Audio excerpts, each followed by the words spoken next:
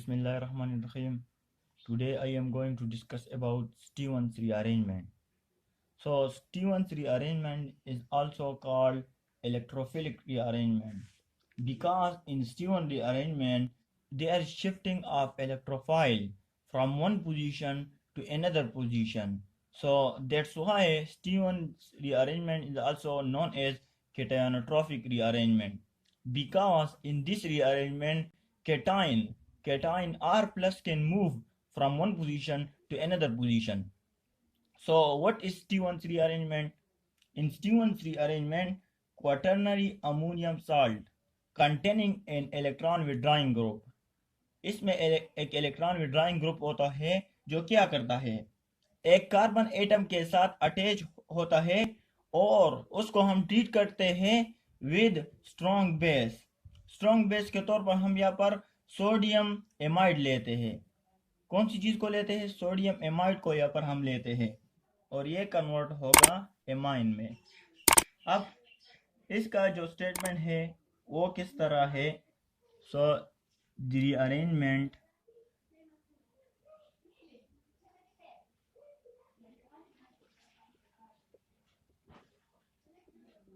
in which a quaternary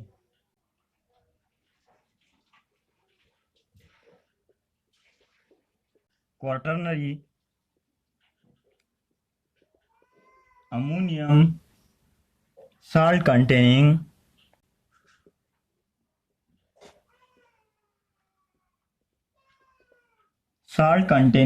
an electron withdrawing group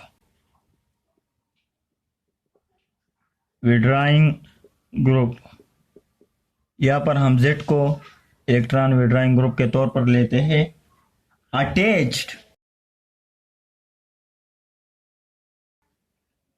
to one of the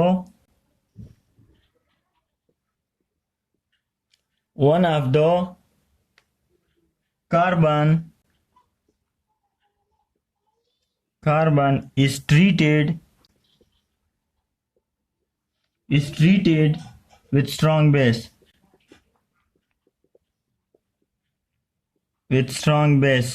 such that sodium amide, and this will give primary amine. So this type of rearrangement is known as Stevens rearrangement. और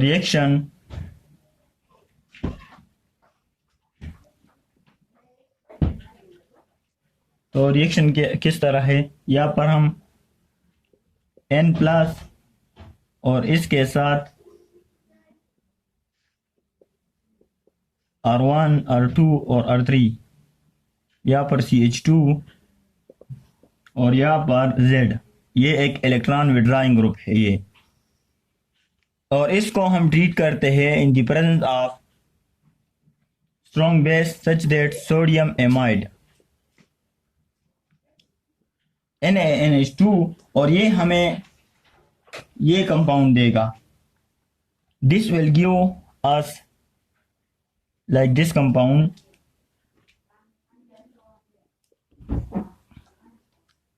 R2, R3, CH,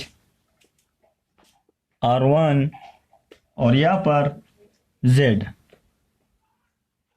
अब ये reaction होता किस तरह है, इसका mechanism किस तरह है और इससे ये वाला स्पीशी किस तरह फॉर्म होता है, तो इसके लिए हम इसका जो मैकेनिज्म है इसको स्टडी करते हैं। तो let's do mechanism of Stevens rearrangement.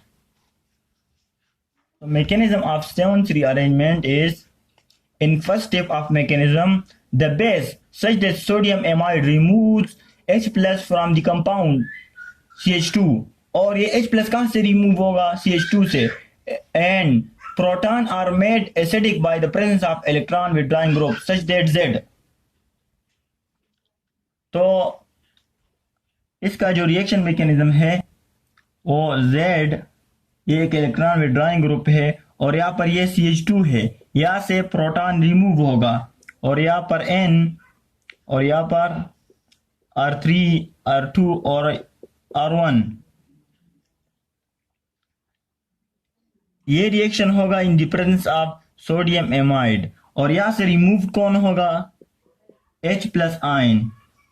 तो हमें Z कार्बन पर नेगेटिव चार्ज, यह रिमूव किस तरह होता है कि ये बॉन्ड इस कार्बन की तरफ शिफ्ट हो जाता है, तो इस हाइड्रोजन पर प्लस चार्ज आ जाता है और इस कार्बन पर नेगेटिव चार्ज आ जाता है।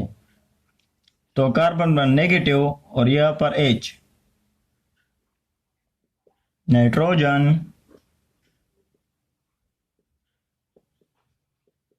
1 2 और यहाँ पर 3 इसको हम ए का नाम देते हैं। इस कंपाउंड को हम वाइलाइट कहते हैं, वाइलाइट, या इसको हम वाइलाइट कहते हैं। वाइलाइट क्या होता है, a species in which adjacent atom bear formal opposite charge। तो इस कंपाउंड को हम वाइलाइट कहते हैं, इस कंपाउंड को हम क्या कहते हैं, वाइलाइट। अब इस वाइलाइट में रीअरेंजमेंट होगा, हम यहाँ पर इसको दोबारा लिखते हैं, Z कार्बन नेगेटिव हाइड्रोजन और यहाँ पर नाइट्रोजन R1 R2 और R3। यहाँ पर माइग्रेशन होगा N2 carbon, N2 carbon migration होगा। तो ये वाला बॉन्ड ये इस नाइट्रोजन की तरफ ब्रेक हो जाएगा, तो इस R पर पॉजिटिव चार्ज आ जाएगा। इस R पर कौन सा चार्ज आ जाएगा, इस R पर पॉजिटिव चार्ज। तो ये पॉजिटिव चार्ज वाला एल्किल ग्रुप जो है वो इस कार्बन एटम के साथ आकर अटैच हो जाएगा। तो Z कार्बन और यहाँ पर हाइड्रोजन और यहाँ पर R, यहाँ पर नाइट्रोजन और यहाँ पर R2 और R3। तो this is the resultant compound of Steven rearrangement. ये हमारे पास लास्ट कंपाउंड आया है as a result of Stevens rearrangement.